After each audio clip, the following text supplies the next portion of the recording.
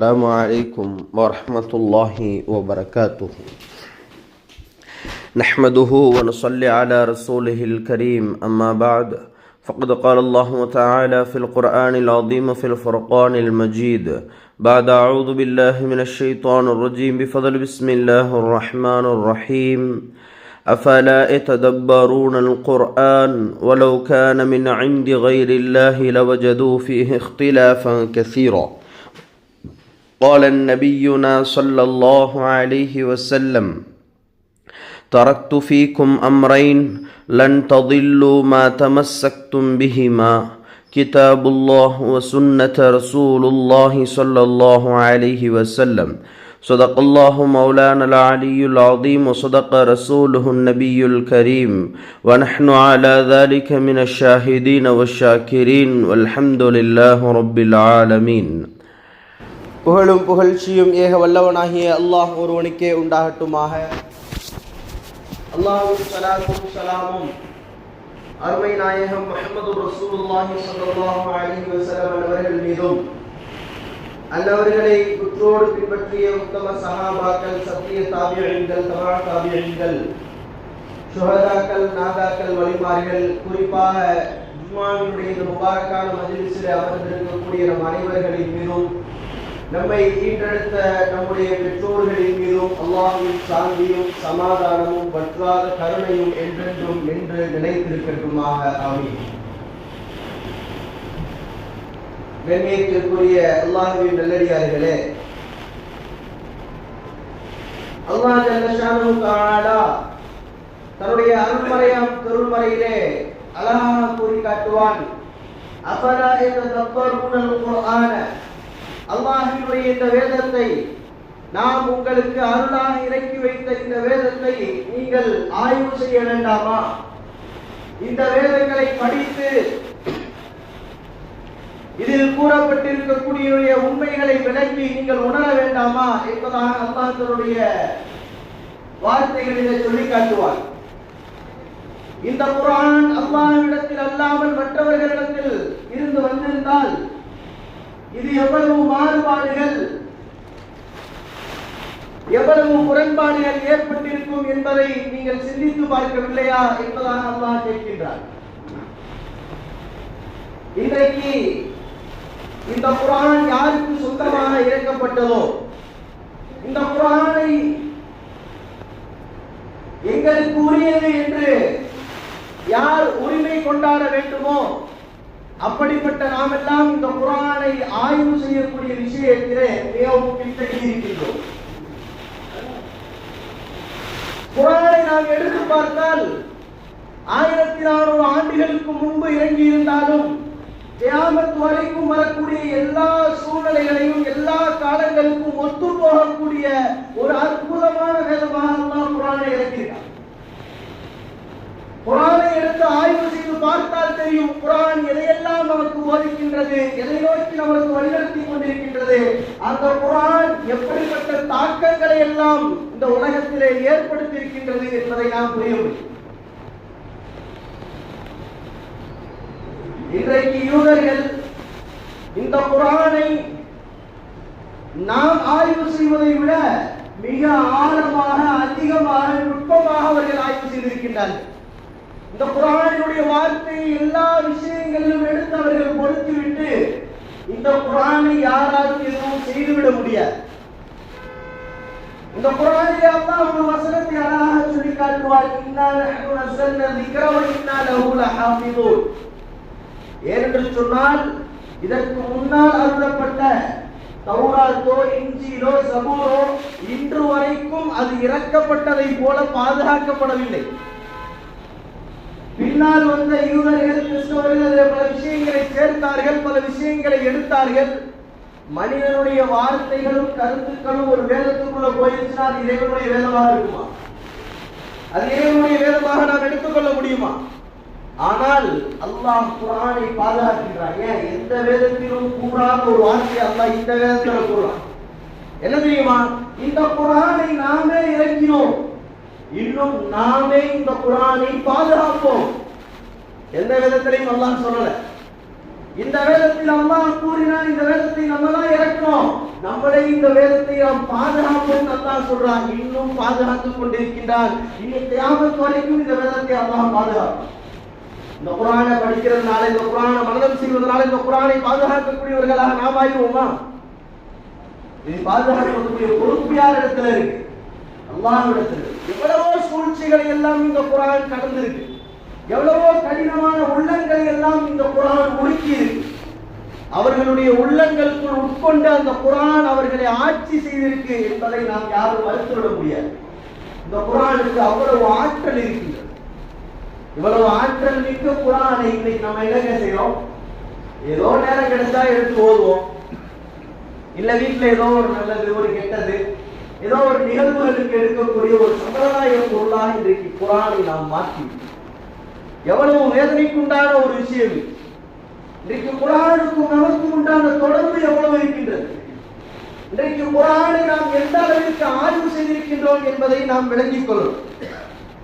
இந்த குர்ஆனுடைய விஷயத்தை பற்றி எடுத்து பார்ப்போம் அப்படின்னா, குர்ஆனுக்குள்ள அல்லாஹ் சொல்லாத விஷயமே கிடையாது. குர்ஆனுடைய வல்லமையை பற்றி எழுதும் பொழுது இந்த குர்ஆனிற்குள் இலக்கியம் இருக்கு, இந்த குர்ஆன்ல விஞ்ஞானம் இருக்கின்றது, இந்த குர்ஆன்ல மெஞ்ஞானம் இருக்கின்றது. இந்த குர்ஆன் மனிதனுடைய வாழ்க்கையை எப்படி வழிநடத்த வேண்டும் என்று சொல்லக்கூடிய வாழ்வியலை போதிக்கின்றது, சமூகவியலை போதிக்கின்றது, மருத்துவத்தை போதிக்கின்றது, அறிவியலை போதிக்கின்றது, ஆன்மீகத்தை போதிக்கின்றது.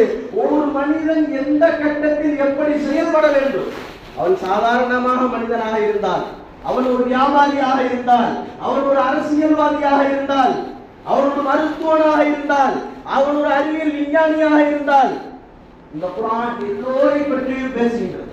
உதாரணமாக சொல்லும் பொழுது அல்லாஹ் குர்ஆன்ல இப்படி ஒரு வார்த்தையை சொல்லுவான், வலா ரத்துபின் வலா யாபிசின். காய்ந்த பொருட்களும் இருக்கின்றன, ஈரமான பொருட்களும் இருக்கின்றன. நாம் இந்த குர்ஆனில் சொல்லாத விஷயங்களே இல்லை, எல்லா விஷயங்களும் இந்த குர்ஆனிற்குள் நாம் அடக்கி இருக்கின்றோம். இந்த குர்ஆனை ஆய்வு செய்யக்கூடியவர்களுக்கு அதிலே மகத்தான படிப்பினைகள் இருக்கின்றது.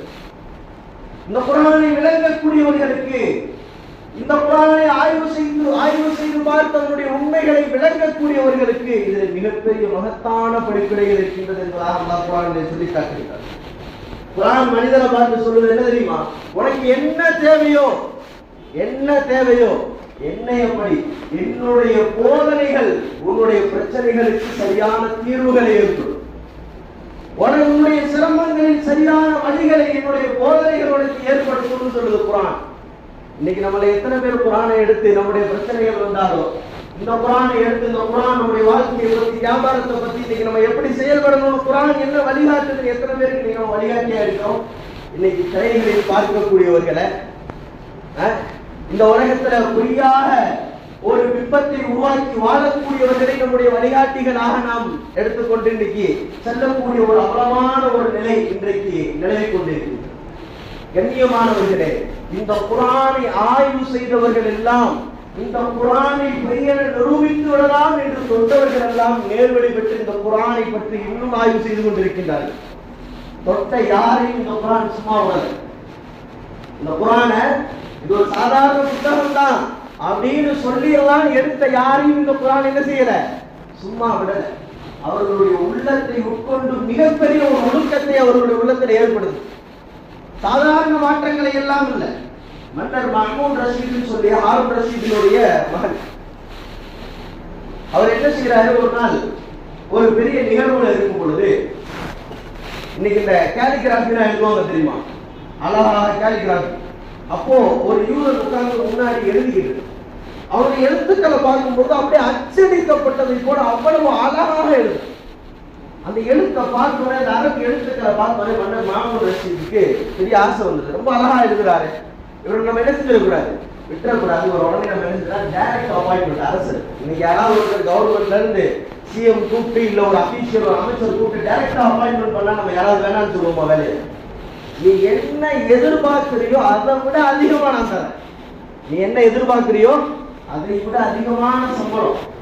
அரசவையில மன்னரோட பர்சனல் செக்ரட்டரி மாதிரி நீ மன்னரோட தான் இருக்கணும். எல்லா உனக்கு என்ன வசதிகள் வேணுமோ எல்லா வசதிகளையும் நான் மன்னர் மஹ்மூத் ரஷீத் சொல்றாரு. அவர் சொல்றாரு, இல்ல இன்னைக்கு எழுதலான்னு கூட்டு போவீங்க, நாளைக்கு இந்த குர்ஆனை ஆய்வு செய்ய வேண்டி வரும், அப்புறம் இந்த குர்ஆனை படிக்கணும், அப்புறம் இந்த மார்க்கம் தான் உண்மையானவர்கள், இந்த மார்க்கத்துல என்ன செய்வீங்க, என்னைய இழுத்து உள்ள கொண்டு வந்து விட்டுருவீங்க. அதுக்கெல்லாம் நான் வரல. என்னுடைய மூதாதையர்கள் காட்ட வழியவே வேதங்களை நான் செஞ்சுக்கிறேன், பின்பற்றிட்டு போயிடுறேன்னு சொல்லிட்டு வரமாட்டேன்னு சொல்லிட்டு போயிட்டாரு. மன்னர் சரி இவர் இவ்வளவு விரோதம் பிடிக்கிறாருன்னு சொல்லி விட்டுட்டாரு. விட்டதுக்கு அப்புறம் இந்த மாமூன் ரஷீத் மன்னர் ஒரு நாள் ஹஜ்ஜுக்கு போறாரு. ஹஜ்ஜுக்கு போனா அதே யூதன் ஹஜ்ஜில தவாப் செஞ்சுக்கிட்டு இருக்காரு. மன்னருக்கு ரொம்ப ஆச்சரியம், எப்படி ஒரு கைரப்பம், ஒரு முஸ்லீம் அல்லாதவர் எப்படி காபாக்குள்ள வந்தாரு, எப்படி தவாப் செய்யறாரு, எப்படி இது நிகழ்ந்தது, நான் பார்க்கறத அவரெல்லாம் பார்க்கிறேன்னா அவர் இவரா இவர் அவரான்னு ஒரு பெரிய குழப்பம் கூப்பிட்டார். அவர் இந்த மாதிரி அன்னைக்கு உன்னை கூப்பிட்ட அரசு டைரக்டா அப்பாயின்மெண்ட் அப்ப வேணான்னு சொல்லிட்டு போன யூதன் தானே நீ, அந்த கேலிகிராபி பண்ணக்கூடிய அந்த ஆற்றல் வாய்ந்த யூதன் தானே நீ அப்படின்னு சொல்லி கேட்கிறப்போ, ஆமா அன்னைக்கு சாதாரணமா என் கூட சேர்ந்து இந்த அரபி எழுத்துக்கரை எனக்கு எழுதி போய் என்னுடைய அரசோட சேர்த்து பயணின்னு அவ்வளவு பெரிய பதவியை கொடுத்தப்பே நீ உள்ள வரல, என்னோட இயந்து பயணித்தா இந்த மார்க்கத்தில் இணைந்து விடுவோமோன்ற பயம் எனக்கு ஏற்படுறது விலகி போறேன், இன்னைக்கு எப்படிப்பா இந்த மார்க்கத்தை நீ ஏத்த. அவர் சொல்றாரு, இந்த குர்ஆனை படிக்கக்கூடிய ஒரு வாய்ப்பு எனக்கு, இந்த குர்ஆனை படிப்பதற்குண்டான ஒரு வாய்ப்பு. அப்போ இந்த குர்ஆனை நான் படித்தேன். இதுல அல்லாஹ் ஒரு வார்த்தையே சொல்றான், இன்னா நஹ்னு நஸல்னா ذிக்ர வ இன்னா லஹு லஹாஃபிதுன். இந்த குர்ஆனை நாமே இறக்கினோம், நாமே பாதுகாக்கிறோம்னு அல்லாஹ் சொல்றான்.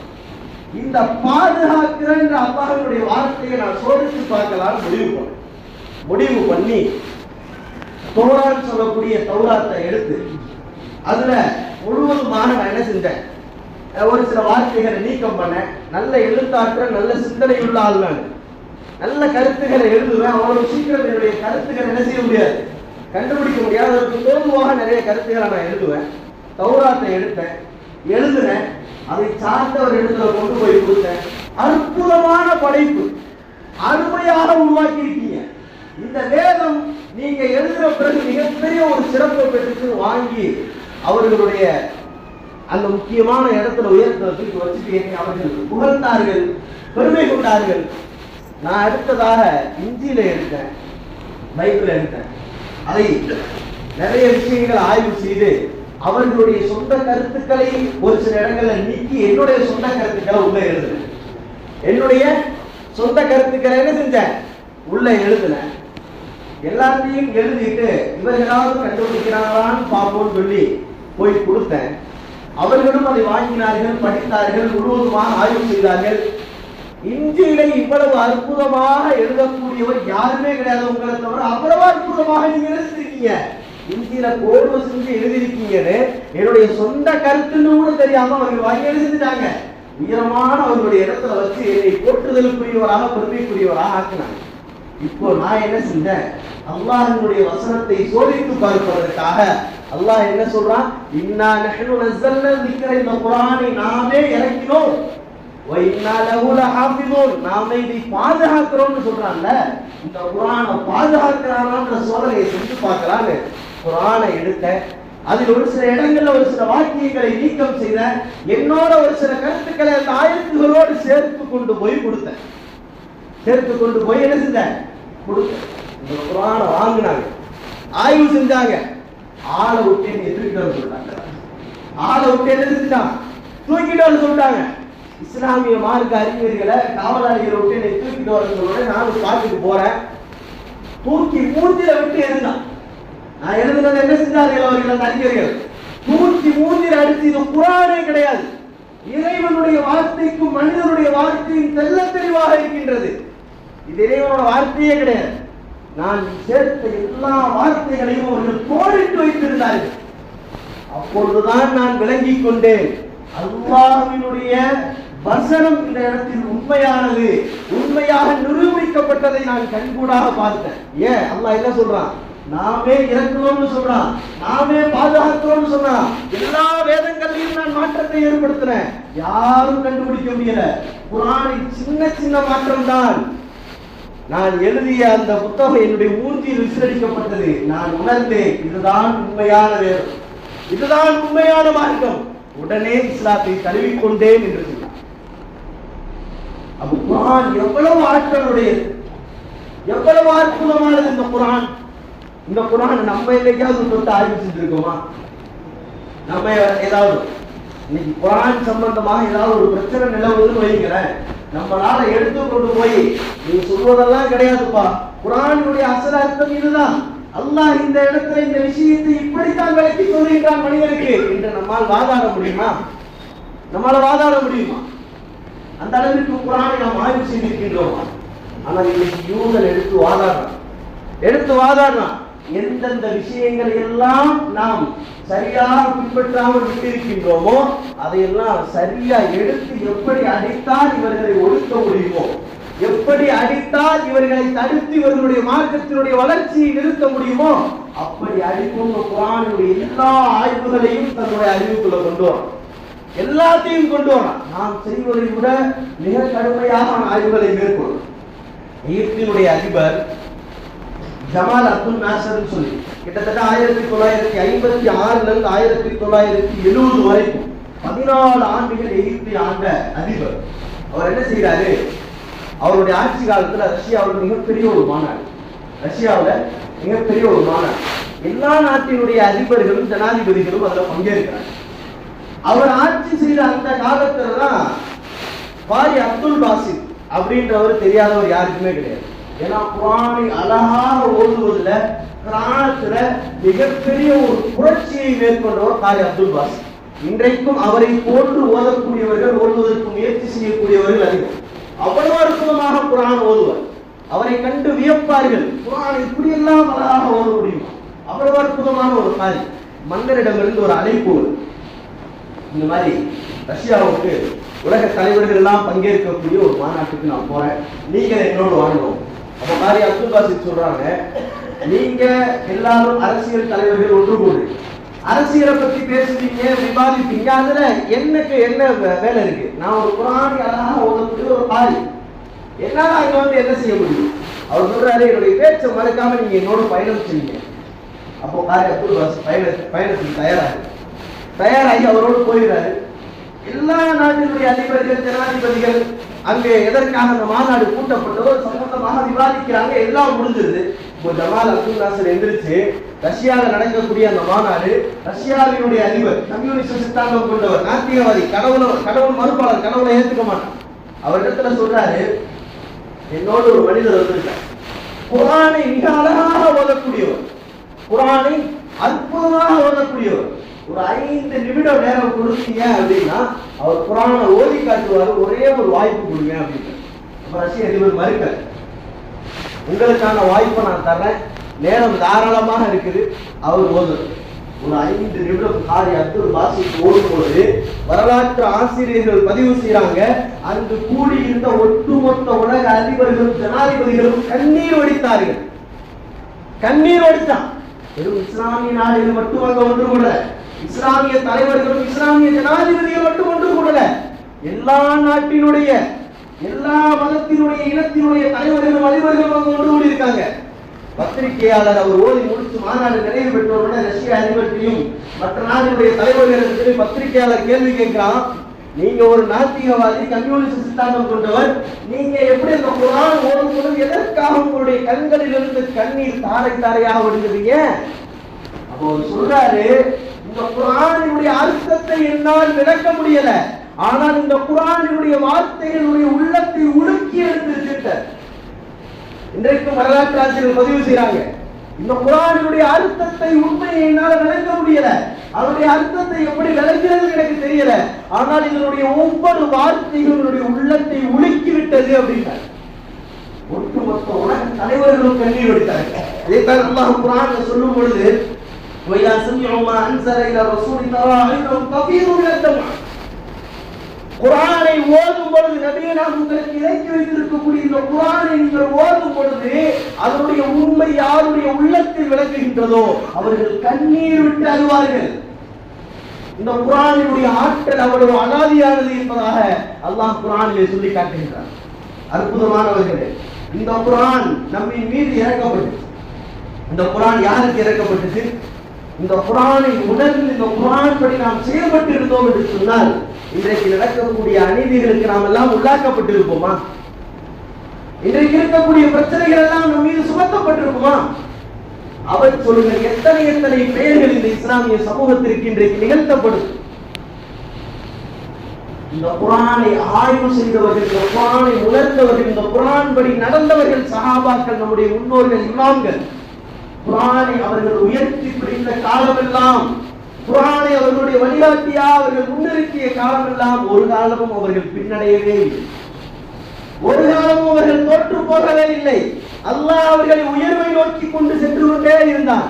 என்றைக்கு குர்ஆனை நாம் பின்னால் வைத்துவிட்டு நாம் இந்த உலகத்தை முன்னால் வைத்தோமோ அன்றைக்கு ஆரம்பித்த பிரச்சனைகள், அன்றைக்கு இணைக்கப்பட்ட அநீதிகள் இன்றைக்கு வரைக்கும் அதை விட்டு நம்மளால என்ன செய்ய முடியல, வெளியே வர முடியும்.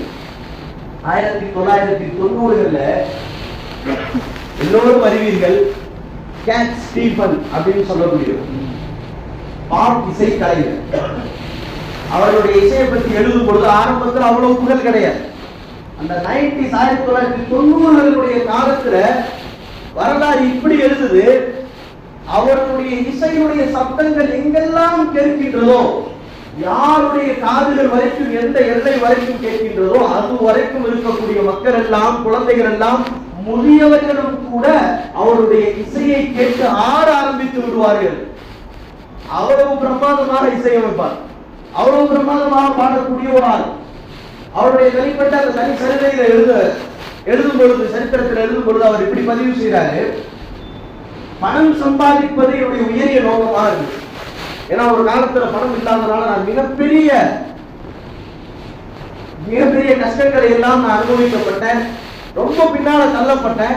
அதனால என்னுடைய உள்ளத்தை மிகப்பெரிய உறுதி கொண்டேன், நான் எப்படியாவது என்ன செய்யணும், பணத்தை சம்பாதிச்சு ஆகணும். குறிப்பா என்னுடைய தாய் மாமா, அவர்கிட்ட நிறைய பணம் இருந்துச்சு, ஆனால் அதனால என்ன செய்யல, எனக்கு எந்த உதவியும் இல்லை. அவரை இங்கே ஒரு பணக்காரன் ஆகணும்னு நான் முடிவு செய்யேன். அதனால என்னால இந்த ஃபீல்ட்ல எவ்வளவு திறமைகளை பயன்படுத்த முடியுமோ பயன்படுத்தி மிகப்பெரிய ஆளாக நான் விளங்குறேன் அப்படின்னு எழுதிட்டு, இந்த மாதிரி பீக்கான ஒரு உயர்மட்ட நேரத்துல, உயர்ந்த இடத்துல இருக்கிறப்போ வரலாற்று ஆசிரியர் எழுதுறாங்க. அப்ப அவருடைய ஸ்டேஜ் எப்படி இருக்கு அப்படின்னா, அவர் ஒரு நிகழ்ச்சிக்கு கூப்பிடணும்னா ஒரு வருடத்துக்கு முன்னாடியே அவருக்கு அப்பாயின்மெண்ட் வாங்கணும். அந்த அளவுக்கு பீக்ல இருக்காரு. திடீர்னு உடல்நிலை சரியில்லாம போகுது, மருத்துவமனையில் அனுமதிக்கப்படுறார். அவரினுடைய ஒரு முஸ்லிம் நண்பர் அவரை சந்திக்க வர வரும்பொழுது அவர் சொல்றார், இத்தனை ஆண்டுகள் உன்னுடைய வாழ்க்கையினுடைய பயணம் ஒரு குறிக்கோள் இல்லாம, ஒரு லட்சியம் இல்லாம, ஒரு இலக்கு இல்லாமல் போயிருச்சு. உனக்கு பணம் சேர்ந்தால் போகட்டும் அப்படின்றதுக்காக நீ எல்லா வழிகளிலேயும் பயணிச்சுட்ட. ஆனால் இப்போ உனக்கு ஒரு விடுப்பு, ஒரு நேரம், அதை விட்டு தவிர்த்து ரெஸ்ட் எடுக்கக்கூடிய ஒரு நேரத்துல இறைவன் உனக்கு ஆகிட்டான். இப்போ இந்த மாதிரி நேரத்துல உன்னுடைய இலக்கை நீ சரியாக தீர்மானிக்க. உன்னுடைய இலக்கை எப்படி நான் தீர்மானிக்கிறது, ஏற்றனால நான் இலக்கோட வாழல அப்படின்னு நீ சொல்ற எல்லா கேள்விக்கும் இந்த ஒரு புத்தகத்துல பதில் இருக்கு அப்படின்னு சொல்லி குர்ஆனுடைய தர்ஜுமாவை இடத்துல கொடுக்குறாரு. அவர் வாங்குறாரு. ஆனா அந்த குர்ஆனை படிக்க அவருக்கு விருப்பம் இல்லை. எனக்கு பின்னாடி வச்சுறாரு. இந்த குர்ஆனை ஓதுவதற்குலாம் எனக்கு என்ன செய்யல, விருப்பம் இல்லை. நான் மற்ற மதங்களை பத்தி நான் ஏன் தெரிஞ்சுக்கிறேன், எனக்கு பொதுவாகவே கடவுள் நம்பிக்கை கிடையாது அப்படின்னு அவருடைய உதவியாளர்கள் நண்பர்கள் சொல்லிட்டு குர்ஆனை வச்சுட்டாரு. மருத்துவமனையிலே இருக்கிறாரு. அவருடைய ட்ரீட்மெண்ட் நடந்துகிட்டே போகுது. அந்த காலத்துல இப்ப நம்ம ஏதாவது ஒரு டைம் பாஸ் ஆகல, டக்குன்னு இல்லைன்னா நம்ம என்ன செஞ்சிருவோம், டக்குன்னு மொபைல் எடுத்துருவோம். அன்னைக்கு பயணம் செய்யக்கூடியவர்கள் எங்காவது இருக்கிறது கையில புத்தகங்கள் வச்சிருப்பாங்க, எடுப்பாங்க, படிப்பாங்க, அது விஷயங்களை அவருக்கு தெரிவாங்க. இன்னைக்கு உடனே நம்ம என்ன செஞ்சிருவோம், மொபைல் எடுக்கவோ, நாலு ரீல்ஸை பார்க்கவோ, டக்குன்னு என்ன செய்யணும், நேரத்தை அப்படி கழிக்க முடியும். அப்போ போன் கிடையாது, மொபைல் போன் கிடையாது. அவர் என்ன செய்யறாரு, போன் அடிச்சு வேற வழியே இல்லை, நேரத்தை கடத்தி ஆகணும். இந்த புத்தகங்கள் அவர் என்னதான் இருக்கு எடுத்தார். அந்த குர்ஆனை ஆய்வு செய்தார். யார் கடவுளே இல்லைன்னு சொன்னாரோ, இந்த புத்தகத்தை நான் படிப்பதற்கு எந்த தேவையும் அவசியமும் எனக்கு இல்லைன்னு சொன்னாரோ, அந்த குர்ஆனை ஆய்வு செய்வதிலே ரொம்ப வேகமாயிட்டார். ஆய்வு செஞ்சு கூகுள்ல போய் இன்னைக்கு நீங்க கேட் ஸ்டீவன் போட்டு போட்டாலும் அவருடைய முழு வரலாறு வரும். அவர் எப்போ இந்த மாற்றத்திற்கெல்லாம் உள்ளாக்கப்பட்டால், எப்போ மாறினார். வரலாற்று ஆசிரியர் எழுதுறாங்க, குர்ஆனை முழுவதுமாக ஒரு ஆய்வு செஞ்சு நேரா மருத்துவமனையிலிருந்து டிஸ்சார்ஜ் ஆன உடனே நேரா லண்டன்ல இருக்கக்கூடிய மிகப்பெரிய இஸ்லாமிய மார்க்க அறிஞரை சந்தித்து அவருடைய முன்னிலையில அவர் இஸ்லாத்தை தழுவி யூசுப் இஸ்லாமாக அவருடைய பெயரை மாற்றிக் கொள்கிறார். இந்த குர்ஆனை வேணாம் என்று ஒதுக்கியவர்களை கூட இந்த குர்ஆன் அவர்களுடைய உள்ளத்தில் எவ்வளவு பெரிய மாற்றத்தை ஏற்படுத்துது. அவர்களுடைய வாழ்க்கை எவ்வளவு உயர்வானதாக கொண்டு போய் இந்த குர்ஆன் விட்டுச்சு. இந்த குர்ஆனோடு சேர்ந்து இருக்கக்கூடியவர்கள் நாம். இந்த குர்ஆனை நம்முடைய இல்லங்கள்ல வச்சிருக்கோம், நம்முடைய கையிலே இருக்கு, நம்ம பக்கத்துல இருக்கு. அவருக்கு கூட அவருடைய நண்பர் ஒரு வாய்ப்பு கிடைச்சப்ப கொண்டு வந்து கொடுத்தாரு. ஆனால் அல்லாஹ் நம்முடைய வாய்ப்பை எப்படி ஏற்படுத்தி வச்சிருக்கான்? இன்னைக்கு மற்ற சடங்குகளுக்கு உட்பட்டவர்களாக இன்னைக்கு உயர்வு தாழ்வு பார்க்கக்கூடிய மற்ற இடத்துல கொண்டு போய் அல்லாஹ் விடல. நம்மள சிறப்பான ஒரு சன்மார்க்கத்தில் நம்மை சேர்த்து சிறப்பான ஒரு வேதத்தை அதை எடுத்து படிப்பதற்குண்டான எல்லா வாய்ப்பும் நமக்கு இருக்கு. இந்த இஸ்லாத்தினுடைய இரண்டாம் கலீஃபா யார்? உமர் இப்னு கத்தாப் ரலியல்லாஹு அன்ஹு. யாராவது மறுக்க முடியுமா? மறுக்க முடியாது. அந்த உமர் இப்னு கத்தாப் ரலியல்லாஹு அன்ஹு குர்ஆனை தொடர்ந்தப்போ சகோதரி கண்டாங்க, குர்ஆனை தொடுவதற்கு உங்களுக்கு எந்த தகுதியும் கிடையாதுட்டாங்க. ஒரே வார்த்தை நடுங்கி போயிட்டாங்க. என்னைக்கும் என்னைய பார்த்து எதிர்த்து பேசாத என்னுடைய சகோதரி குர்ஆனை தொடுவதற்கு எனக்கு தகுதி இல்லைன்னு சொல்லிட்டாங்க. உள்ளமெல்லாம் உடந்து போயிடுச்சு அவங்களுக்கு. ஏன்? அவருக்கு வாத எடுத்து ரசூலுல்லாஹ் வெட்டுறதுக்காக வர்றாங்க. ரோட்ல பாக்குறப்போ ஒருத்தர் சொல்றாரு, இந்த முகமது போய் ஊர்ல உள்ள ஆளை சொல்றதெல்லாம் அடுத்து இருக்கட்டும்பா, உன் வீட்டுல உன்னுடைய சகோதரியுடைய கணவனுக்கு இந்த மார்க்கத்தை தள்ளிட்டாங்க, குர்ஆனை ஒதுக்கிட்டு இருக்காங்களாம், முதல்ல உன் வீட்டை பாரு அப்புறம் நாட்டை பாக்கலான்ட்டு. அவர் நேரம் ஒவ்வொருத்தெல்லாம் வீட்டுக்கு போனா சகோதரி ஒதுக்கிட்டு இருக்காங்க. கதவு உடைச்சு அப்படி இப்படின்னு உள்ள போய் அவரும் பேசி குர்ஆனை எடுத்துடலான்னு முடிவு பண்றாங்க. ஆனால் இஸ்லாத்தினுடைய இரண்டாம் கலீஃபா பின்னாடி அவங்க ஆறாங்க. ஆனா அந்த நேரத்துல என்ன செய்ய முடியும்? அவங்களால குர்ஆனை தொட முடியலைங்க, தொட விடல அவங்கள. அப்புறம் போய் அவர்களை குளிக்க வர சொன்னாங்க, குளித்தாங்க, சுத்தமானாங்க. அதற்கு பின்னால் அவர்கள் சூரத்து தாஹாவை எடுத்து ஓதுறாங்க. தாஹாவினுடைய வசனங்களை எல்லாம் படிக்க படிக்க படிக்க அவ்வளவு வீரமான உறுதியான உமரினுடைய உள்ளமே உருகி போயிடுச்சு. உமரது எல்லாம் எவ்வளவு வீரமா உறுதியாக இருந்திருக்காங்க அப்படின்னா, ரசூலுல்லாஹ் கிட்ட வர்றாங்க, சஹாபாக்கள் எல்லாம் பதறிட்டாங்க. சஹாபாக்கள் எல்லாம் என்ன செஞ்சுட்டாங்க? பதறிட்டாங்க. உமர் இன்னைக்கு ஏதோ பிரச்சனை பண்ண போறாரு அப்படின்னு. அப்படி வாழை கீழே போட்டு அப்படி மண்டிட்டு உட்கார்ந்தாரு பாருங்க. ஒட்டுமொத்த அரபுலகம் திகச்சு போயிருச்சு உமரை பார்த்து. இந்த உமரினுடைய உள்ளத்தையே இந்த குர்ஆன் உருக்கிருச்சு அப்படின்ற அளவுக்கு குர்ஆன் அன்றைக்கு அரபு தேசத்தினுடைய அனைவர்களையும் உலுக்கி எழுது. அதான் குர்ஆனுடைய வார்த்தையினுடைய பவர். மனிதனுடைய வார்த்தைக்கும் குர்ஆனுக்கும் இதான் பவர். ஆனா இன்றைக்கு ஆய்வு செய்து எத்தனையோ பேர் வாய்ப்பு இல்லாதவர்கள் இந்த வாய்ப்புகளை தேடி அலையலாம். ஆனா அல்லாஹ் எல்லா வாய்ப்பையும் நமக்கு முன்னால கொடுத்திருக்கான், நம்மளுடைய கையில கொடுத்திருக்கான். நம்மால் எடுத்து ஓதிவிட முடியும். இன்னைக்கு நம்ம எத்தனையோ பாஷைகளை கற்பதற்கு முயற்சி செய்யும். ஆனால் அல்லாஹ்வோடு பேசக்கூடிய அவனுடைய பாஷையை கற்பதற்கு, அவனுடைய குர்ஆனை ஓதுவதற்கு, அவனை வணங்குவதற்கு நாம் எவ்வளவு முயற்சி செய்கிறோம் என்பதை நாம் சிந்தித்து பார்க்க வேண்டும்.